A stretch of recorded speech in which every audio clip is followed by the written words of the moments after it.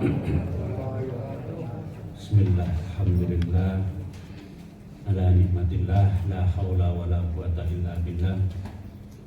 Subhanaka la ilma lana illa ma 'allamtana innaka antal alimul hakim. Rabbi shrah li sadri wa yassir li amri wahlul 'uqdatam min lisani yafqahu qawli. Rabbi zidni ilma warzuqni fahma ya fattah ya alim iftah lana futuhal arifin. Allahumma anfa'na bima 'allamtana wa 'allimna bima yanfa'una. Amin ya rabbal alamin. Alhamdulillah summa alhamdulillah. Senantiasa kita berbanyak syukur kehadirat Allah Subhanahu wa taala.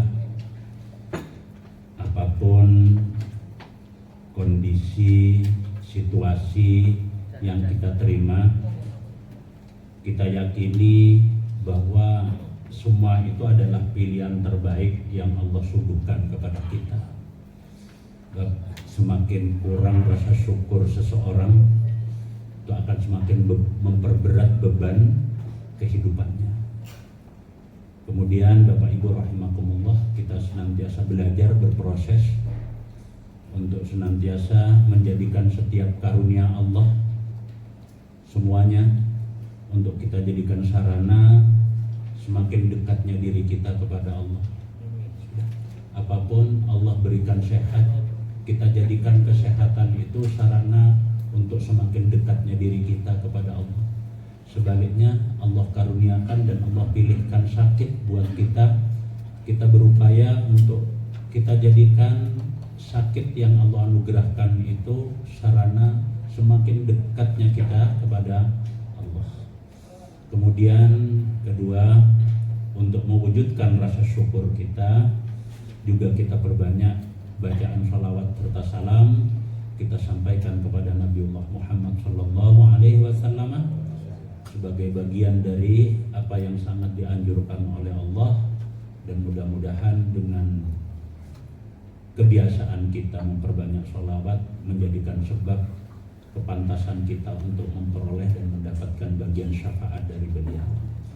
Bapak Ibu rahimakumullah, yang ketiga, kita tata hati kita luruskan niat kita, kajian kita hanya semata-mata untuk mewujudkan syukur kita masih diberi umur, syukur kita masih diberi sehat, diberi kesempatan, kemampuan dan kemauan.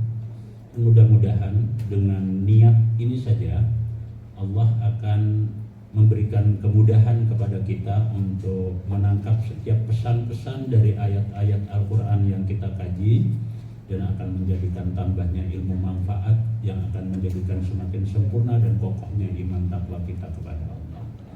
Bapak Ibu rahimakumullah, sejenak waktu di malam ini sebelum kita menutup malam untuk istirahat, kita renungkan lagi pesan-pesan Allah. Kita nyambung materi kajian kita bulan lalu sampai di Al-Baqarah berapa? 223. Tentang apa yang bulan lalu itu ya? Ya? Wes hilang. Ya. Untung ini urutannya dilihat ya. Terkait dengan masalah haid ya. Urusannya siapa? Perempuan. Terus sama nggak melok ngurusi? Bantu. Iya. Terkait dengan masalah haid 223 ya. Yang dipertanyakan ini ternyata juga masuk pada sebuah persoalan, dan Allah sudah mendahului. Pada saatnya nanti Muhammad, orang-orang itu akan bertanya kepadamu tentang persoalan haid. Dan ini ya apa ya, menjadi urusan semua, bukan hanya perempuan. Yang laki-laki minimal ya gak ngalami ya ro ilmu nih kan. Bagaimana? Lalu yang berikutnya ayat 23 sekarang. Ya, 223 ya. Ya, A'udzu billahi minasyaitonir rajim. Bismillahirrahmanirrahim. Nisa'ukum harsul lakum fa'tu harsakum anna syi'tum wa qaddimu li anfusikum wattaqullaha wa'lamu annakum mulaquh wa basyiril mu'minin. Terkait soal haid itu karena ada kebiasaan orang-orang jahiliyah dulu itu kalau ada istrinya haid atau keluar anggota keluarganya perempuan yang sedang haid, kebiasaan mereka terus perempuan-perempuan itu diasingkan. Maka itu yang dipertanyakan, apakah Islam demikian? Ternyata tidak. Gitu. Lalu terkait dengan masalah perempuan, kalau haid kemarin itu darah yang keluar itu menurut Allah kan darah adam, apa itu? Kotor, darah penyakit. Berarti memang harus keluar. Gitu. Itu darah kotor. Kalau tidak dikeluarkan ya kotor itu akan menjadi penyakit. Gitu. Maka ada ketentuan-ketentuan ketika perempuan sedang haid itu. Di antaranya ya harus ada toleransi bagi para suami itu ketika haid. Terus apa yang tidak boleh suami istri ketika haid? Dikumpuli boleh enggak? Boleh kumpul. Kumpul toh ya, kumpul. Urusan ini mau saya jelaskan secara jelentreh gitu, terlalu vulgar katanya. Rada hati-hati sekarang Pak, mau ceramah itu, mau ngaji itu terus rotok kepleset omongan titik viral nanti.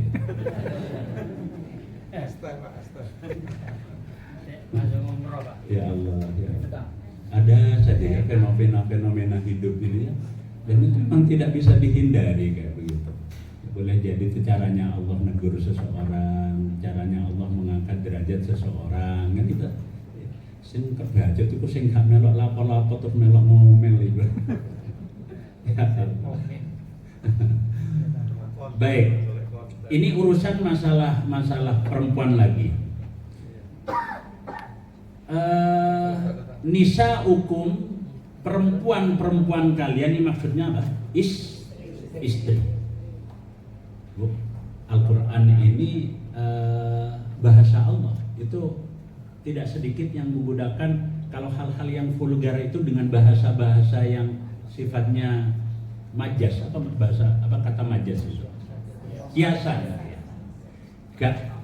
Ini kita kalau ngomong vulgar itu kan gak ada ngaling-ngaling ya. Ngono kok nek wis kadung ditanggupi terus sing guyu ngono ku diterusno biasa. Bapak-bapak mana? Tapi kalau Allah tuh ada sebuah ayat tuh yang menyatakan la yuhibbullahu jahra bisu'i minal qaul. Allah tuh paling tidak suka kalau ada bahasa tutur kata yang yang vulgar lah. Itu diucapkan secara terang-terangan. Ada ayat yang begitu. Allah tuh tidak suka la yuhibbullahu, Allah tidak suka al-jahra secara terang-terangan bisu'i minal qaul, keburukan dari kata-kata atau kata-kata yang vulgar lah orang itu. Sekarang tuh kadang malah kata-kata omongan vulgar itu dijadikan apa? Guyonan, dijadikan materi stand up komedi, senda gurau. Nggak tahu. Bahkan itu ada yang dijadikan materi ceramah ya. Terus sing ngrungokno ya apa? Aku mangkane kadang ono acara terus dipeseni Pak Samsul, Ustaz nanti yang agak lucu ya. Ceramah kok kan lucu ya saya. Saya tuh paling tidak bisa terus anak ngaji terus dipeseni. Nanti pemane ibu-ibu nanti jangan lupa Ustaz elingno bapak-bapak itu. Kok anak sing rumah saya Allah.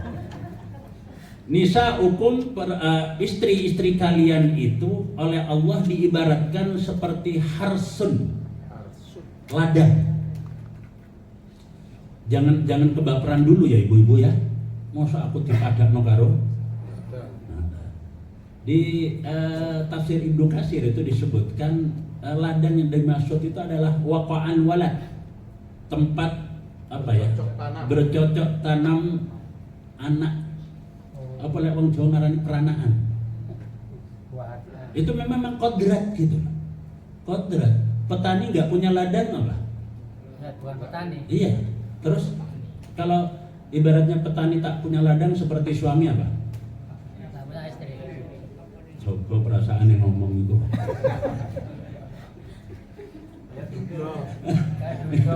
Iya. Cari lagi, Pak. Sambil niku PHP tok. Istri-istri kalian itu adalah ibarat ladang lakum buat kalian. Faktu harsakum. Maka ini faktu itu adalah fi'il amr ya. Kalimatnya kalimat perintah. Faktu maka datangilah. Bahasa-bahasa Allah itu ya datangi gitu aja. Berarti aktif. Iya. Oh. Memang yang aktif petaninya apa ladangnya? Petaninya, Pak. Belum. Oh. Masa wis beda. Waktu maka datangilah, saya artikan letter luck aja. Datangilah oleh kalian harsa apa tadi? Ladangkum kalian. Datangi ladang kalian tuh kalau ladang didatangi itu maksudnya dia apa? Dicocok tanam. Iya. Ditanduri lah. Iya, dikelola lah Pak, untuk dipacul. Tapi kalau memang diibaratkan seperti terus bagaimana cara mendatangi atau mengolah ladang itu anna syi'tum, raja. Anna syi'tum, anna bagaimana saja syi'tum kalian kehendaki. Ya saya sedikit ngutip aja, bukan ungkapan saya biar ini tidak viral juga, rada vulgar dikit. Di Ibnu Katsir dijelaskan, yaitu memang dulu ada kepercayaan, mitos-mitos orang-orang Yahudi jahiliyah, orang zaman jahiliyah itu apa istilahnya, posisi menentukan hasil. Ya, Kan ada sekarang itu ilmunya. harus ngomong dulu sing joko-joko. Ya, ada mitos-mitos begitulah. Terus ini ayat ini membantah tentang mitos itu gitu. Tentang mitos itu. Anna syi'tum, olah kelola ladang kalian itu bagaimana saja kalian kehendaki. Artinya ya harus sesuai dengan tingkat atau kadar kewajaran. Ya. Sesuai dengan standar Nasional. ya SNI gitu aja. Lah kalau kita berbicara standar itu standarnya masalah-masalah begini kan kita punya standar Al-Qur'an. Ya. Iya kan? Tuntunan-tuntunan Rasulullah, walaupun yang kata-kata sakarepmu dewe itu ya. Nah, kalau ladang itu asal cuman hanya benih ditebar begitu saja tumbuh enggak Pak? Tumbuhnya mah tumbuh gitu loh. Iya. Tapi Hasilnya. soal hasil itu sangat ditentukan dengan apa? Dengan pupuknya. Cara. Iya kan? Sesubur apapun ladang, sesubur apapun sawah, itu kalau bibitnya tidak unggul, ya kita tidak bisa berharap hasil yang maksimal. Satu, yang sangat menentukan hasil itu adalah bibit, 2, ladang, 3, cara bercocok tanam, Mbak. Cara. Tidak hanya terus ditebar, terus ditinggal wis sakar-kar gitu. Paham yang dimaksudnya? Sawah itu butuh perhatian, Mbak. Ya Bu ya. Iya Bu ya, butuh perhatian Bu ya sawah itu ya. Iya. Apa cok sakarepe dhewe. Sayang, Rek. Iya. Rasulullah, Masya Allah. Apa yang diajarkan Rasulullah sebelum kita itu ternyebur ke sawah itu?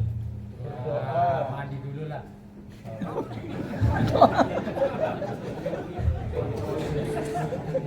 Oh iya, oh nek malam Jumat ini ya. Iya, kadang iya jujur aja, ada yang nggak sempat Bismillah aja nggak sempat ada? Ada. Wongnya tekot.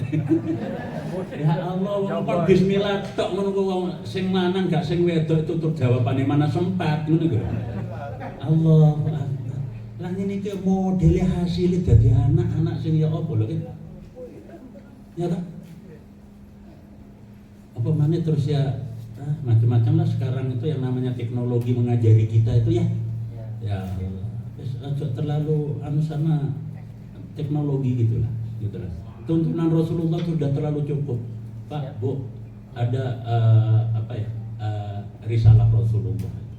Rasulullah tuh tidak pernah berangkat ke tempat tidur itu tidak dalam posisi berwudu dahulu. Ah. Bapak-bapak ngono. Ya. Terus ketika masuk ke kamar apa kebiasaan Rasulullah? Ya. Nyapanya itu ladang perempuan itu hanya dengan kata-kata yang romantis gitu aja mesti apa, Bu? Wah, benar. Lu. Ya kan? Apa Rasulullah kalau nyapa masuk kamar tuh? Ya babar rahmah. Assalamualaikum ya babar rahmah. Siti Aisyah apa dibegitukan sama Rasulullah ya wes pasrah gitu. Hanya dengan kata-kata. Dan kalau kita itu belajar tentang siapa suami romantis itu ya Rasulullah. Nah, ini diantaranya harus ada kerjasama, harus ada keseimbangan antara petaninya, ladangnya, bibitnya, perawatannya, kan gitu kan ya? Ya. Kalau kita mengharapkan hasil gitu, mengharapkan hasil. An-nasyiktum, bagaimana saja kalian kehendaki. Lalu waqaddimu li anfusikum. Waqaddimu dan kerjakanlah. Waqaddimu dan kerjakanlah li anfusikum untuk anfus diri kalian. Jadi kepentingan untuk diri kalian bukan hanya ladang itu ya asal tanami. Hendaknya itu ada harapan dari bibit yang kita tebar, ya harapannya hasil, Pak. Kerjakan ladang-ladang sawah-sawah kalian tuh li anfusikum untuk kepentingan diri kalian. Ini masalahnya bukan hanya bercocok tanam. Kita berpikir hasilnya itu loh nanti itu. Ya. Beneran. Li anfusikum itu. Maka doa, kemudian ya kebiasaan yang diajarkan Rasulullah. Lalu kemudian wattaqullah, landasi kita itu dalam bercocok tanam itu dengan bertakwa kepada Allah. Takwa itu apa sih, Pak? Bu? Ya sering kalau kita diterjemah itu diartikan takut gitu ya. Takwa itu. Sementara takwa itu bermakna menjaga diri. Ada rasa ketakutan untuk menjaga diri atau memelihara diri sekiranya melanggar ketentuan Allah. Itu takwa. Takutnya itu takut melanggar. Takut kalau ada mungkin kalau seseorang takut jangan sampai mengecewakan orang lain. Takutnya seperti itu. Tidak. Kalau takut seperti takut kepada binatang buas, itu bahasa Arabnya kan khauf. Rasa takut. Ada masing-masing memang itu. Kalau ada bahasa Arab itu mungkin dimaknai sama, tapi sebenarnya itu pada hakikatnya itu adalah memiliki makna tersendiri. Itu uniknya memang bahasa Arab itu. Makanya saya sering mengamati itu kan karakternya bahasa Arab itu kan hampir mirip-mirip dengan karakternya bahasa Jawa. Macam-macam. Nah seperti kita ini posisi ngaji sambil posisi gimana? Nek wong Jawa ngarani posisinya apa? Lungguh itu terus didelok lempitane sikile. Beda lempitan, beda tekukan, beda sebutannya ndak? Heeh. Ditekuk karo-karone diarani nek ditekuk siji, terus sing sijine diangkat. Heeh. Loro-lorone diangkat.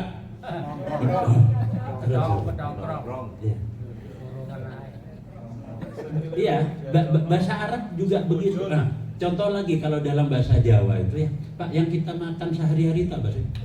Beras. Mangan beras. Sego asalnya saka beras itu asalnya saka gabah itu kalau masih di pohon cara Jawane apa? Pari. Nek wis dipethiki gabah, nek wis dionceki beras itu nek sak karung, nek beras ijenan terus pecah pisan. Menir ya. Ya. Terus nek beras terus dimasak, diatengi mateng sego iku nek sak piring, nek situk kandel ning kene uga. Kalah bahasa Inggris. Tidak ada Pak, tidak bisa bahasa Inggris. Bahasa Inggris itu nek ngarani pari apa? Rai, sego, bubur. Unik bahasa Arab itu. Iya, upo. Lah terus beras dimasak kaken banyu. Bubur. Terus masak dadi sego, sisa gak kepangan, dipe. Unik. Bahasa Arab juga karakternya seperti itu. Karakternya seperti itu. Gitu. Maka malah kadang ada lebih kaya bahasa Jawa kadang dengan bahasa Arab. Kalau di Arab itu pakai ono tanah apa? Gundukan tanah itu disebut jabal. Wong Arab gak tahu nanggone Malang Rusmeru barang oh sakmono ngono jare wis gunung. Contoh begitu ya, sedikit. Baik. Maka pesan Allah di akhir ayat 223 ini jangan lupa apapun yang kalian kerjakan termasuk mengerjakan ladang kalian landasi dengan ketakwaan Allah kepada wattaqullaha dan bertakwalah kalian Allah kepada Allah lalu wa'lamu dan hendaklah kalian ketahui dan ketahuilah oleh kalian annakum mulaquhu. Bu, Pak, apapun yang kita kerjakan harus kita ingat kelak kita itu mulaku itu dari kata liqa. Apa liqa? Ingat, besok kita akan bertemu dengan mulakuhu, akan bertemu dengannya. Bertemu siapa? Allah. Kalau sudah ketemu Allah itu apa? Dari pesan takwa itu tadi.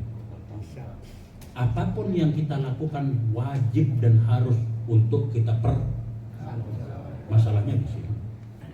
Hati-hati, keliru memperlakukan ladang sawah kita dimintai pertanggungjawaban.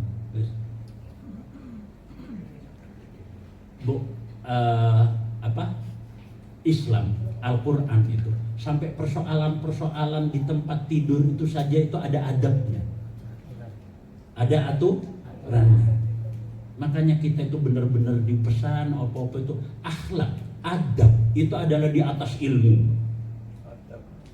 Seberapapun tinggi dan banyaknya ilmu seseorang tapi dia tidak dilandasi oleh kepribadian yang baik, tidak ada artinya orang berilmu. Gak dilihat dari sosok keustatannya, kekiaiannya, kegusannya, ya toh? Gak iso jogo lambene Ustaz. Celaka. Makanya pesan Rasulullah Bapak masalah lisan itu. Pernah sahabat Umar itu wanti-wanti benar itu. Kata sahabat Umar, anna rajulan yakunu fihi tis'atu ahlakin. Ada seseorang itu yang dia itu memiliki 9 akhlak hasanatin yang baik, memiliki ciri kepribadian 9 kepribadian yang baik. Lalu di antara 9 kepribadian yang baik itu ada 1 kepribadian yang sangat tercela. Maka ya ghalibu yang 9 itu akan yaghlib, dikalahkan dengan yang 1 itu.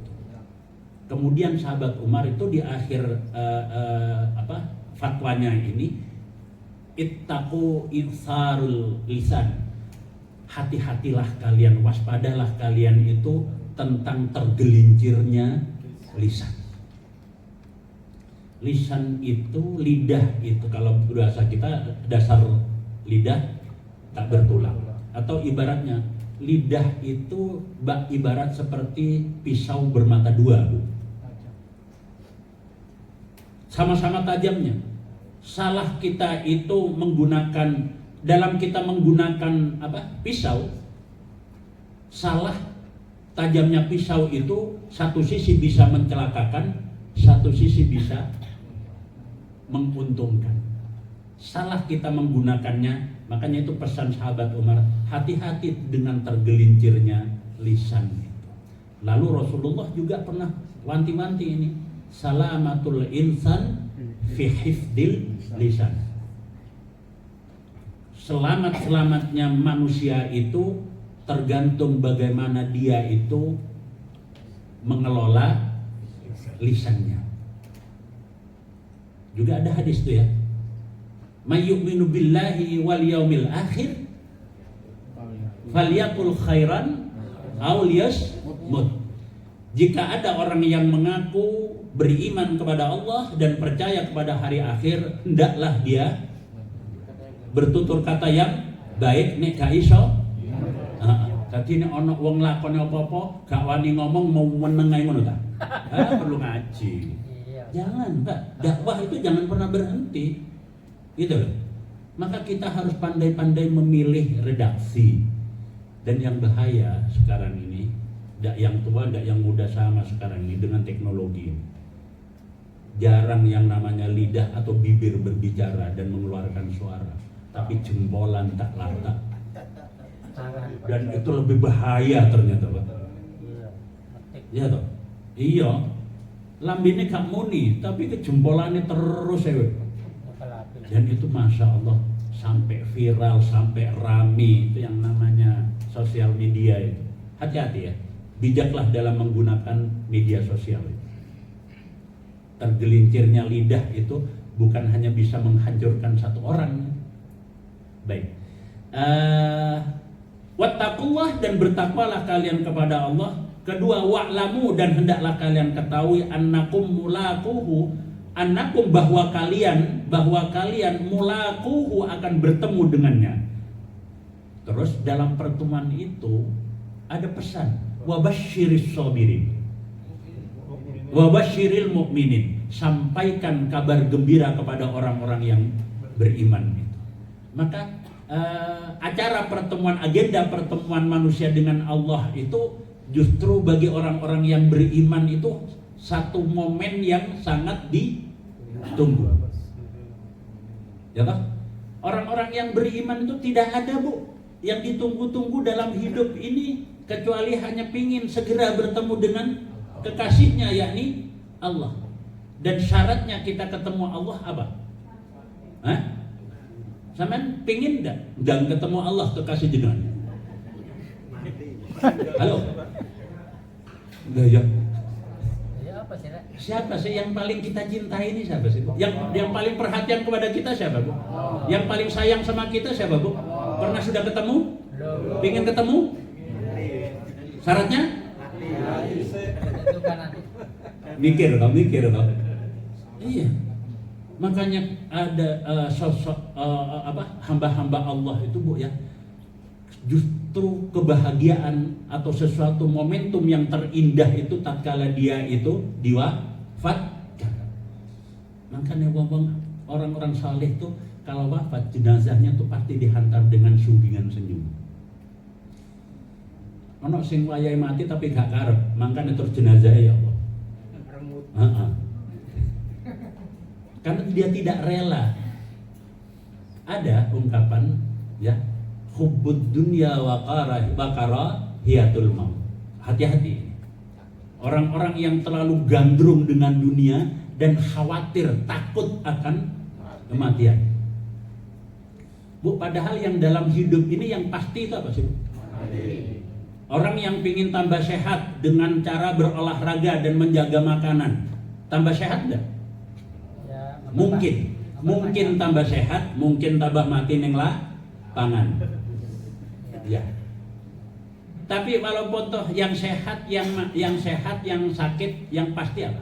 Mati. Yang kaya, yang miskin, mati. Kan itu? Tidak ada. Sebenarnya dalam hidup ini yang pasti cuma mati. Hanya mati.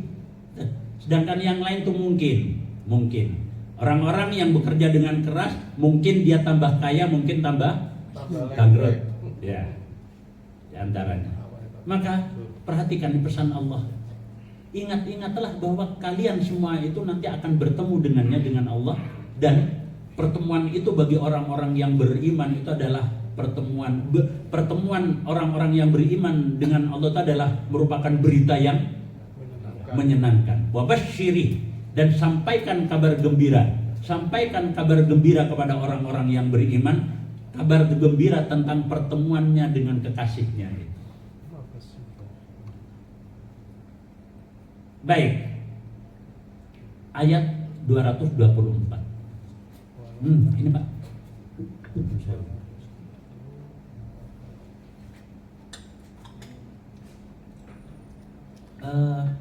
hati-hati dengan kebiasaan kita ini dikit-dikit sumpah. Dan sumpahnya kita tuh pakai nama Allah.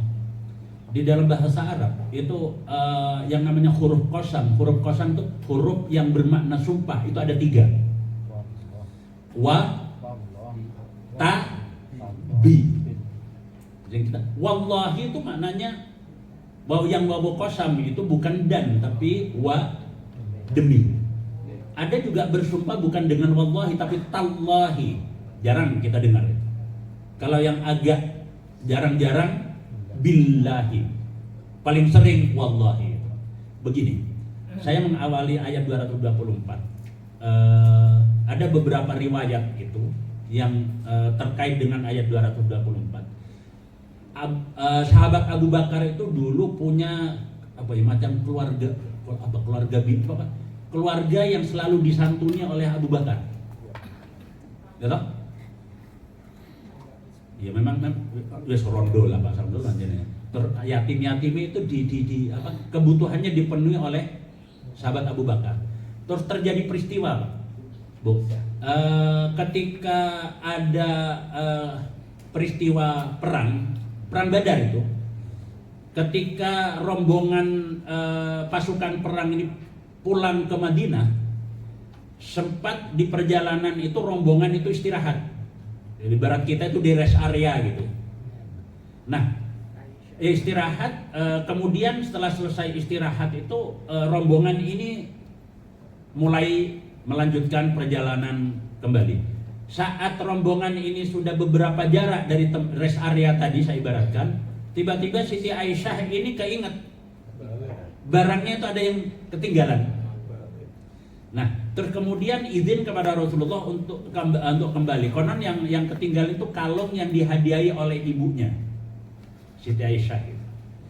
Terus kemudian balik. Pas balik ke rest area tadi, kebiasaan Rasulullah punya strategi itu, Pak. Kalau rombongan itu berjalan, itu pasti di belakang itu ada personil yang kayak istilahnya kayak di pramuka tenyisir gitu.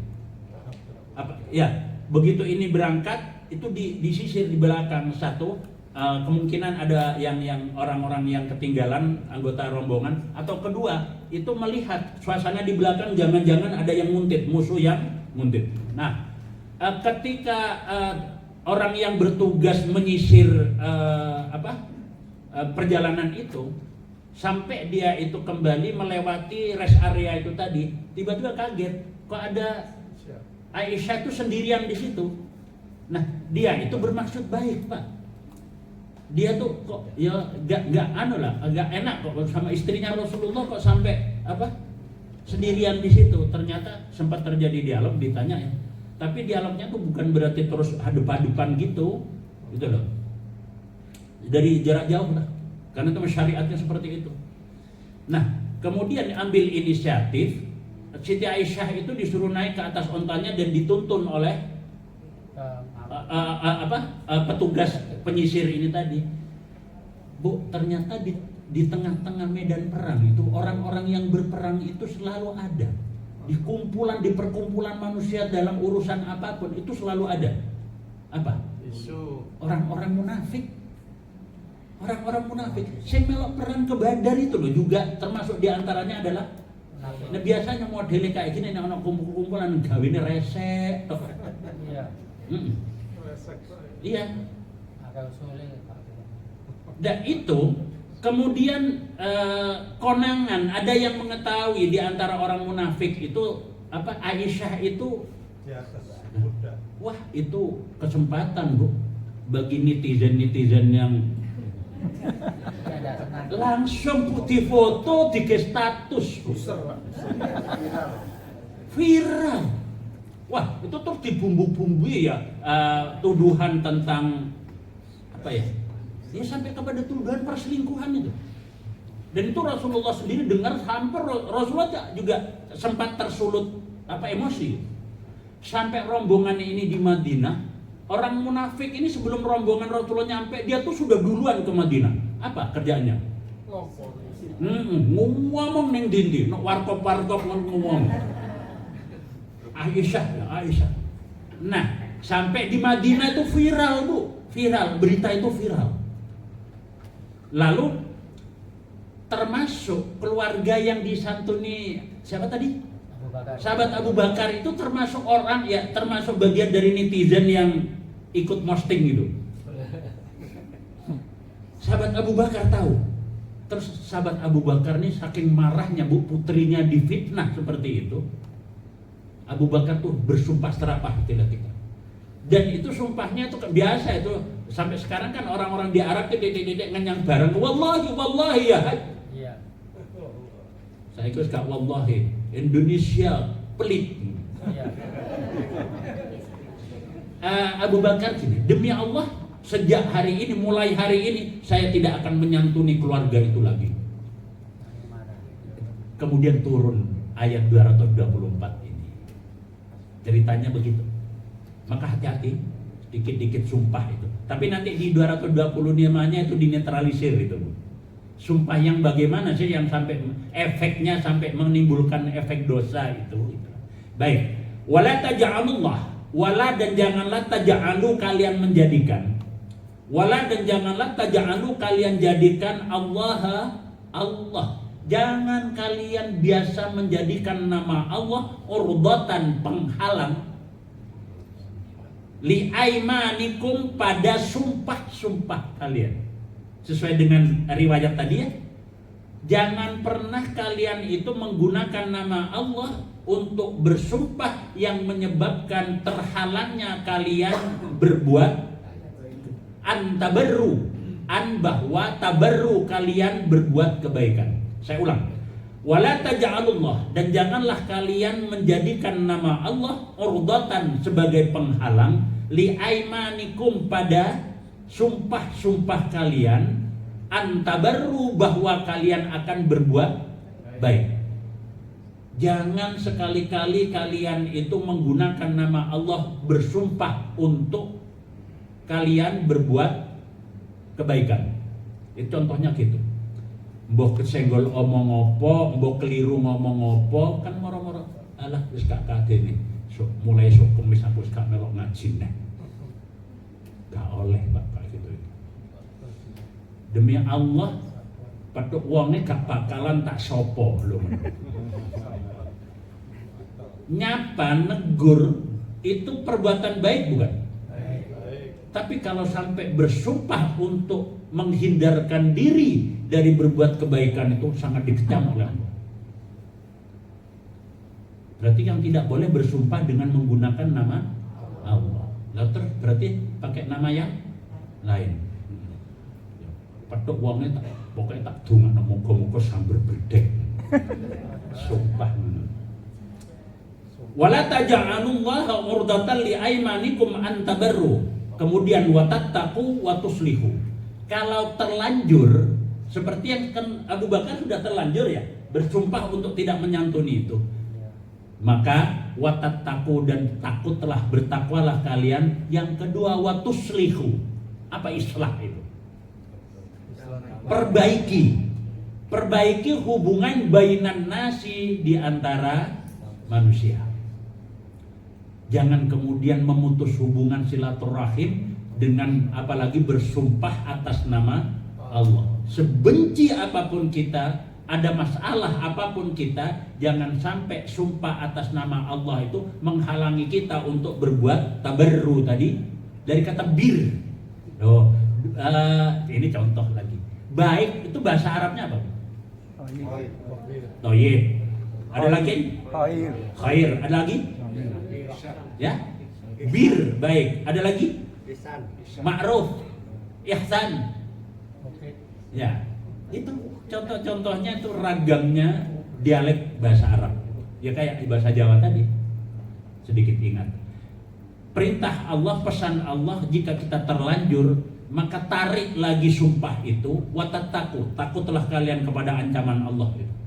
Tentang. Terus kemudian kadung bersumpah Pak ya. Tapi sumpah itu terus kemudian kan berarti kalau ditarik kan kita langgar sumpah itu ya. Ada sanksinya enggak orang melanggar sumpah? Apa sanksinya? Jangan cucuk poso, urutannya enggak gitu dulu. Ngasih makan 10 orang fakir miskin. Ya toh? Sampeyan diurut Pak kayak gitu tentang strata hukum itu. Pertama, beri makan 10 orang atau beri pakaian kepada 10 orang. Kalau ini tidak mampu baru ojo langsung poso ae wis. Nah, oleh gitu. Itu caranya. Gitu. Ya macam-macam itu Pak Samsul, kalau kita melanggar ketentuan ihram, ya toh? Iya. Itu sanksinya apa? Bayar dam. Dam itu apa sih? Enggak. Dam itu darah, Bu. Dam itu darah. Loh kok pakai istilah denda atau sanksi? Sanksinya orang melanggar ketentuan ihram itu harus mengalirkan darah. Maka tuh diambil istilah itu aja, dam. Lah kalau orang yang tidak mampu membayar dam, ada opsi lain nggak? Apa? Berpuasa. Puasanya sebanyak 10 hari. 3 hari ketika di tanah haram dan yang 7 di rumah. Itu berlaku bagi orang pendatang. Bagi penduduk asli yang terus telung dino neng kono, telung pitung dino emang ngomae kan gini haram kono. Ya berarti tetap 10 hari. Nah, ini strata dalam kita mengambil atau menentukan hukum. Kudu diurut. Ada kan yang sanksi itu pertama itu toh ada di antaranya memerdekakan budak. Lah budak sekarang kan sudah tidak ada, baru kan urutan berikutnya. Oke. Watat taku dan bertakwalah kalian, watuslihu dan perbaiki hubungan oleh kalian bainan nasi di antara manusia, maksudnya dengan orang lain. Wallahu sami'un alimun. Sumpah itu tidak harus diucapkan dengan kata-kata di lisan. Sekalipun itu hanya kita kerentek hati, itu sudah berlaku. Kenapa? Wallahu, dan Allah itu sami'un, maha mendengar, alimun, maha mengetahui. Penting ini. Lah, kalau uang roh, kalau uang rumah lo kan. Allah maha mendengar deh. Nah, kita kenapa kok kadang-kadang berbuat sesuatu itu kita itu kadang melakukan sesuatu yang nggak baik dengan sembunyi-sembunyi, itu karena apa sih sebenarnya Pak Bu? Karena apa? Takut ketahuan siapa? Terus nggak takut ketahuan Allah? Nah ini. Hah? Kalau kita biasanya malu sama siapa? Nggak bisa malu sama Allah. Masya Allah, ternyata iman kita itu kadang yang mentoknya ada persoalan yang di situ gitu loh. Ternyata kita lebih takut, lebih malu daripada takut dan malu kepada ya oke, dari iman koyong ini. Makanya ciri orang yang bertakwa nomor 1 itu apa Pak? Yu'minuna bil ghaib. Yu'minuna bil ghaib. Lebih percaya kepada yang tak tampak mata, yang gaib. Iya enggak? Itu nomor 1. Baru yang kedua itu urutannya. Setelah yu'minuna bil ghaib, baru yuqimunas shalah. Ini kita ini ya tingkatannya malah itu ya sholat. Tapi kita itu sholatnya kadang itu ya seono, kadang sholat itu kan ya sungkan karo tonggo barang. Terus waya sholat gak cepet-cepet izin karo moro tua. Kan beda pas nang moro tua karo ning omahe dhewe ngono. Iya. Ya Allah, kadang-kadang itu ya angel membersihkan hati itu.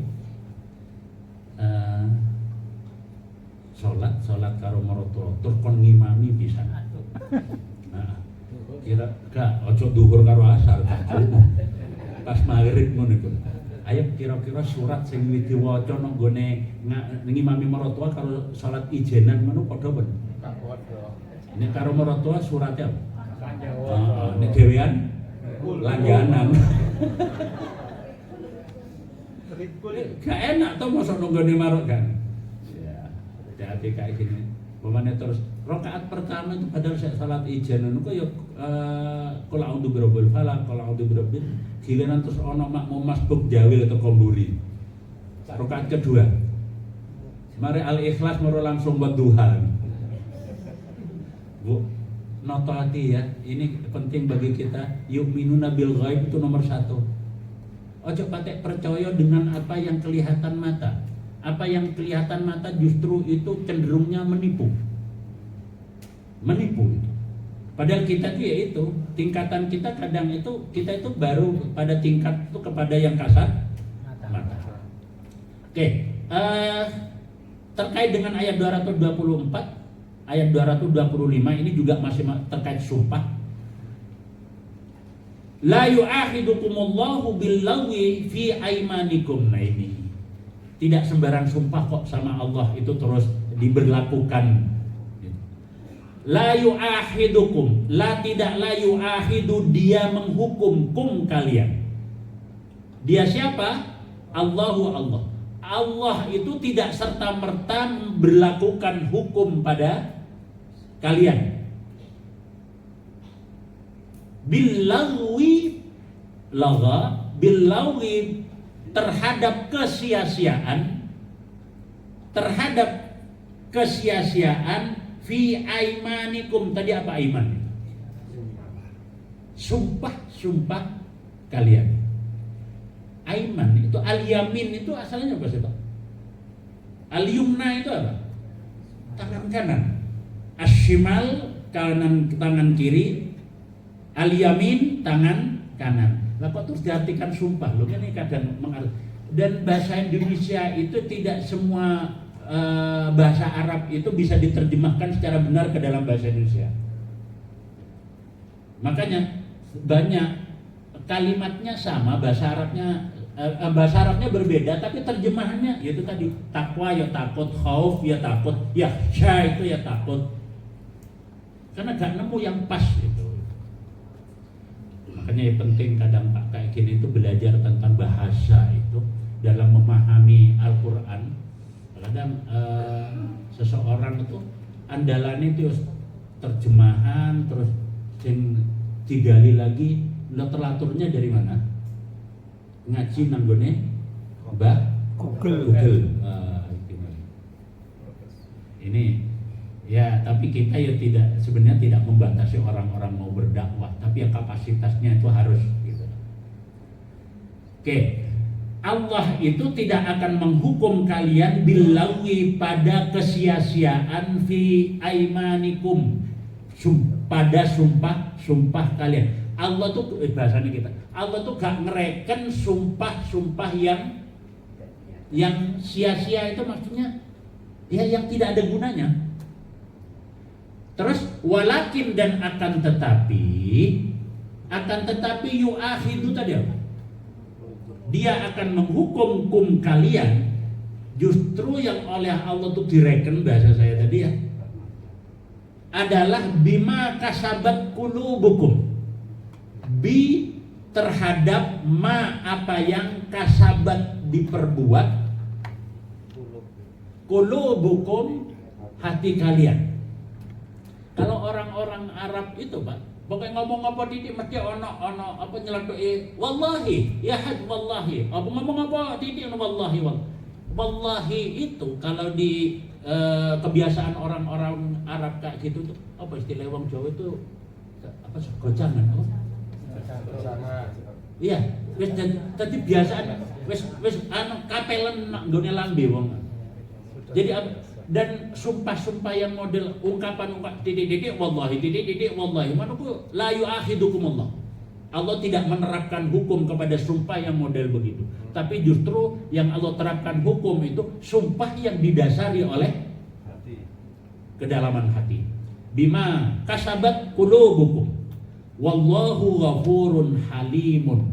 Namun sedemikian orang yang biasa istilah saya tadi segojangan dengan wallahi itu, Allah ghafurun maha pengampun, rahimun halimun maha penyantun.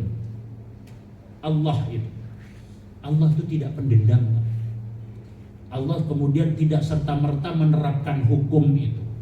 Dan seandainya ada orang yang divonis oleh Allah sudah menjadi tersangka bahwa terdakwa, Allah itu masih memberikan peluang. Makanya kita sadari betul alasan kenapa sampai hari ini kita ini masih diberi hidup oleh Allah. Nah, itu.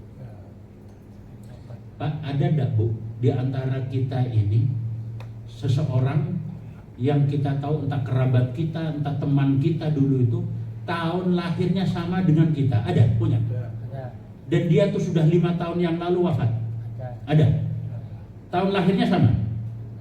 Iya. Ada sama. Tahun lahirnya sama?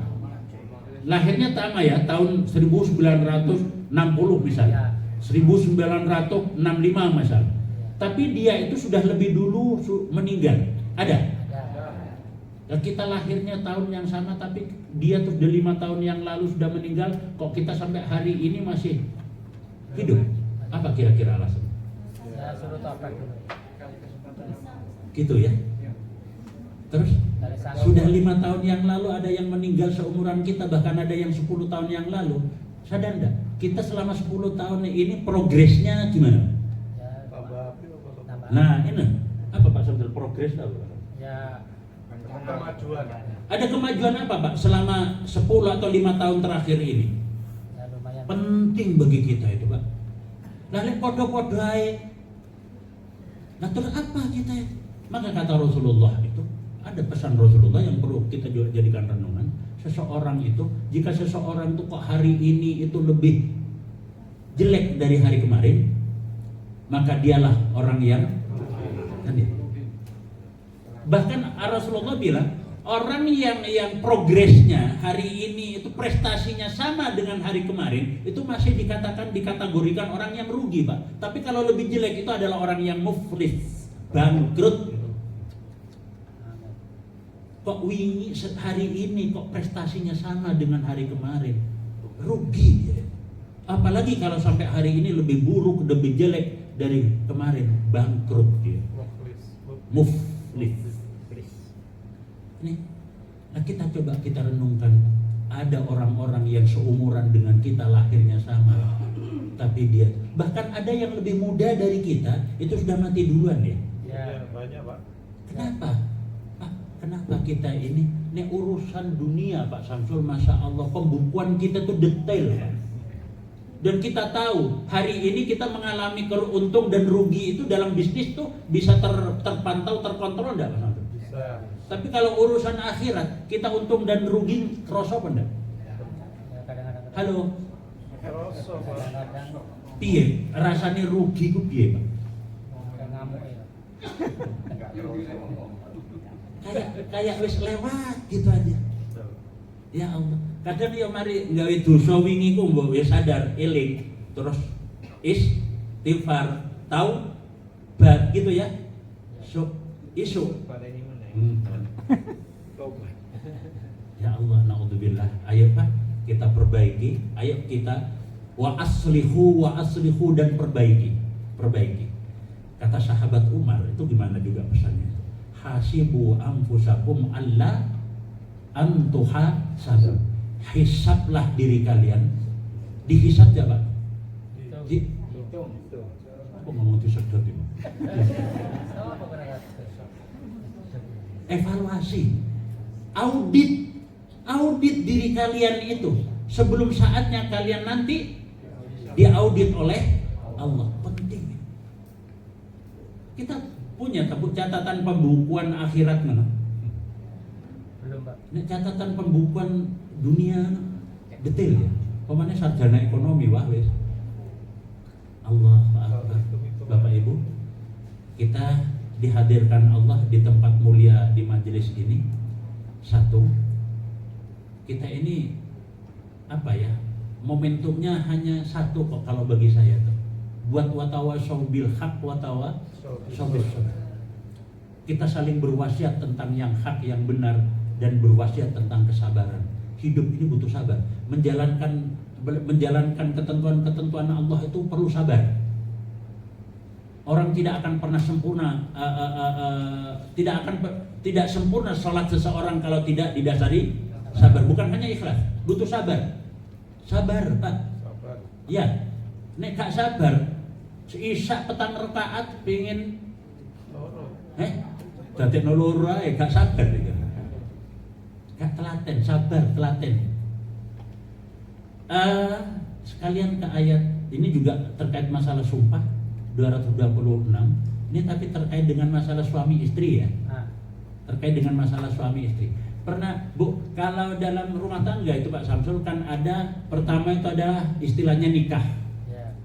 Terus ada di KUA, aku saya roto apal kapanannya tahunan KUA. Iya. N apa? NT CR, iya. Nikah, talak, rujuk, ya toh? Itu ada istilah. Tapi itu tidak semua. Pernah dengar istilah dihar? Apa dihar itu? Duhrun itu asalnya maknanya punggung. Hati-hati, jangan kebiasaan. Ada seorang suami itu, dek, delok gegermu kok koyok gegere ibu ngono. Hati-hati, Pak, hati-hati. Ya toh? Gak boleh itu. Pernah itu ada dihar. Ada pernah dengar istilah khulu? Khulu pernah dengar? Apa itu khulu? Tahu promo menurut ya? Nah, tuntutan cerai dari seorang suami kepada istri namanya talak. Tapi kalau tuntutan cerai dari istri ke pihak suami itu namanya khulu. Khulu. Bukan talak lagi, khulu itu. Ada lagi istilah, pernah dengar istilah ilah? Apa itu ilah? Sumpah seorang suami untuk tidak mengumpuli istrinya. Hati-hati Pak. Pak, wong wedok itu ngomong muni opo ae gak ngefek. Gak ngefek, hati-hati. Ya walaupun ini berbeda pendapat di kalangan ulama. Kata-katanya, kalau kata-katanya istri itu tidak banyak ngefek, tapi kata-katanya suami hati-hati Pak. Ada istilah talak itu ada yang sarih, jelas, ada yang tidak jelas, samar-samar. Yang jelas itu jelas, suami itu mengucapkan kalimat talak, kue tak pegat, gitu kan? Ada yang tidak jelas, yang samar, tapi itu sudah bisa jatuh talak. Apa contohnya? Aku suwe-suwe kok bosen karo awakmu. Buyar. Wes timbangannya ngene buyar ae. Pak, ini tidak banyak loh Pak yang protek terhadap hal-hal yang seperti ini. Bapak-bapak ini terutama. Walaupun tuh perbedaannya pendapat begini. Kalau suami itu kok mengungkapkan kata-kata itu karena didorong oleh emosi, itu masih ada yang toleransi. Tapi begini Bu, sak emosi ini atau sak guyon-guyone wong wedok terus diuneni kata-kata seperti itu, perasaan jenengan gimana? Hancur. Ya kan? Jaga Pak perasaan ibu-ibu, itu gak kaitannya karo pesenan loh yo. Siapa deh Master? Lu sampean muni puning ngetarani to muni. Mau penengah ae lah gak ngetarani. Ndak, saya tuh jamaah saya itu yang paling banyak rata-rata ngaji ku wong wedok. Terus kemarin saya ngaji di Kebraun juga gitu. Kenapa sih Ustadz? Di Al-Quran itu selalu yang disebut itu kok gitu. Itu ada yang setengah protes kayak gitu tuh. Nah di Al-Ahzab tuh makanya terus turun ayat tersendiri tuh, karena dulu zaman Rasulullah juga ada begitu itu. Nah kembali Bu dengan istilah apa tadi ilah ini terkait dengan ayat 226 ini. Pesan Allah begini.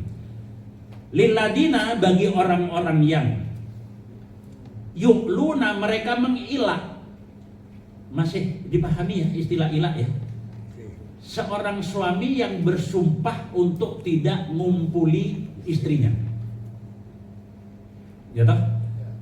Mengilah min terhadap nisaihim, istri-istri mereka.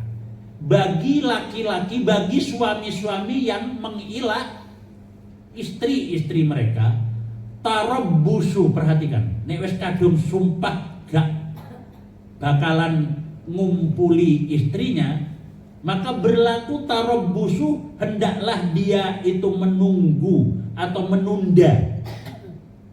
Tarabbus berlaku penundaan untuk tidak ngumpuli istrinya arba'ati ashhurin, 4 bulan. Rasa apa? Ya makanya goro-goro lambe ini gitu. Hati-hati.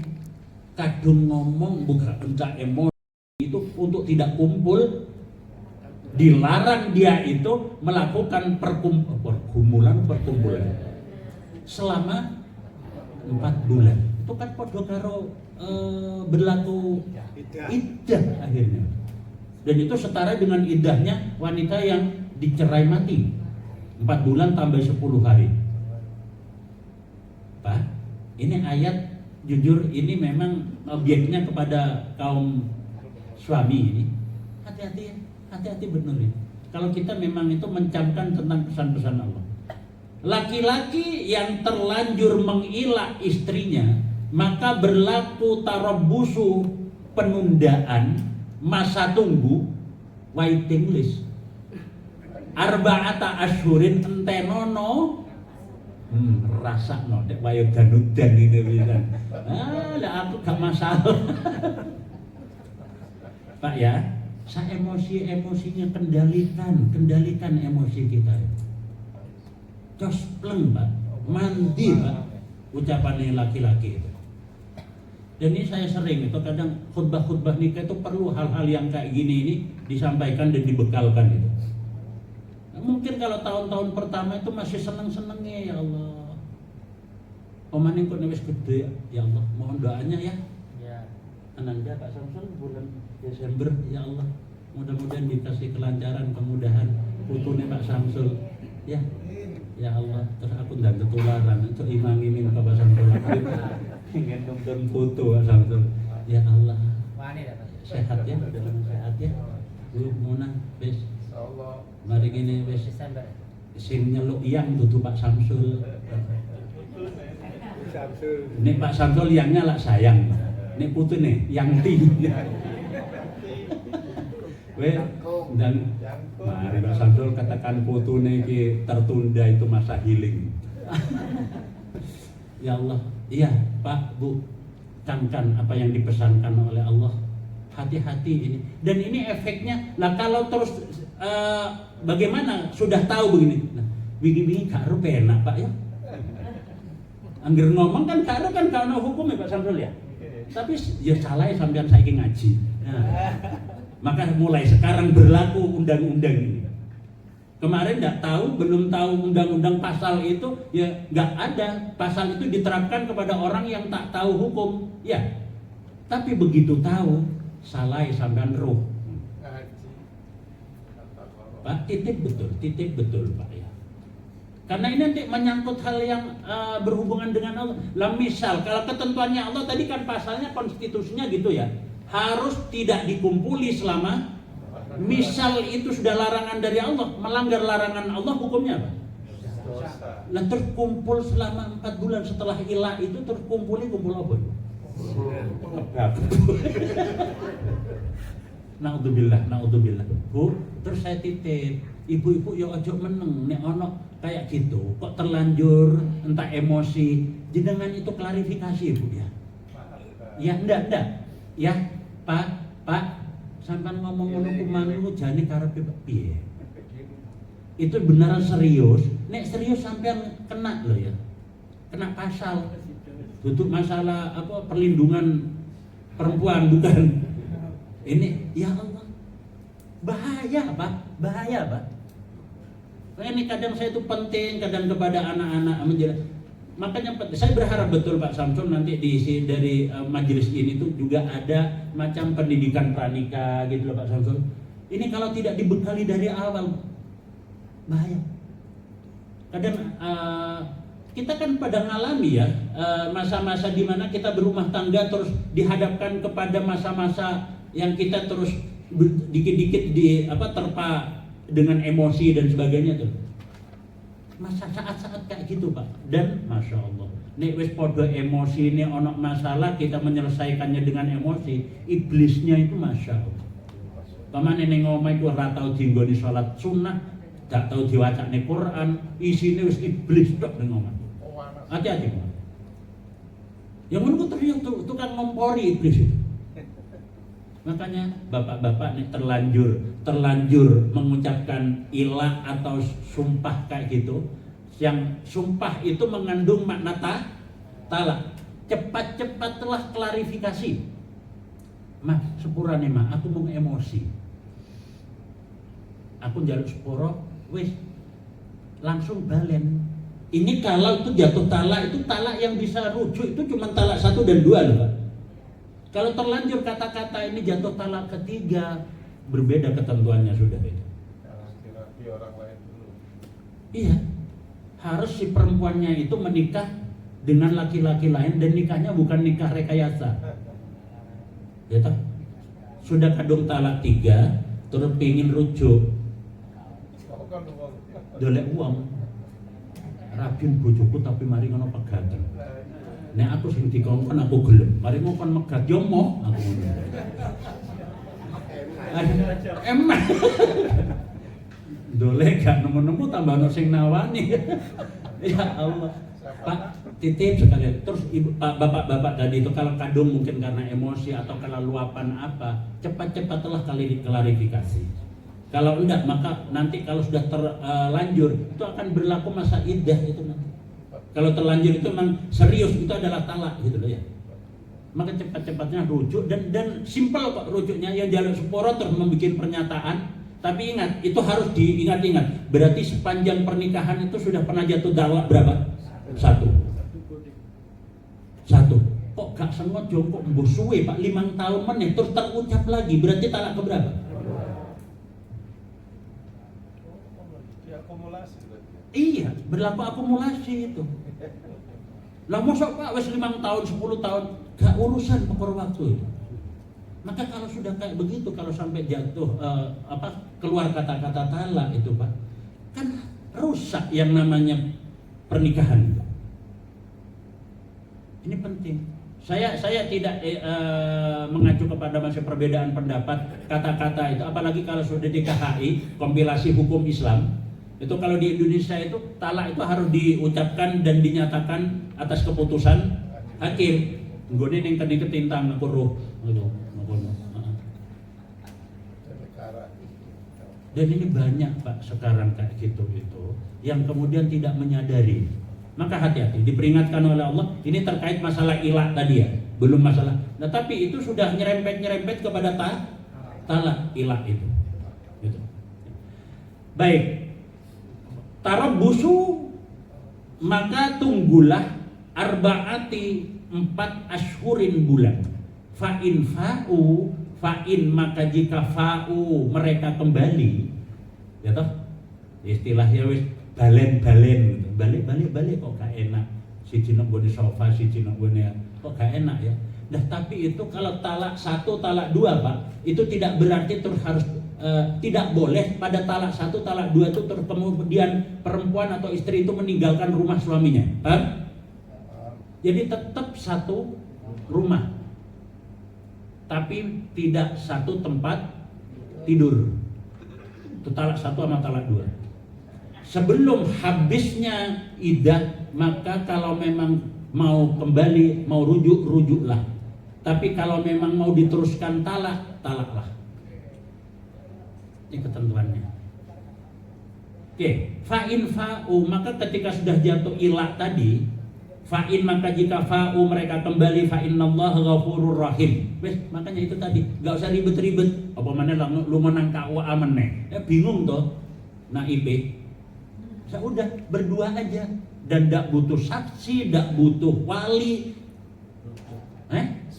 Tapi koyoke mahar perlu ya. Gak usah. Ya gak apa-apa balen. Lu terus saksi gak usah. Perlu hakim gak usah. Sing penting mahar. Nek dibaleni maneh dikonone maneh, jaluk ana mahar meneh. Aja kebiasaan. Ini sepele, Pak.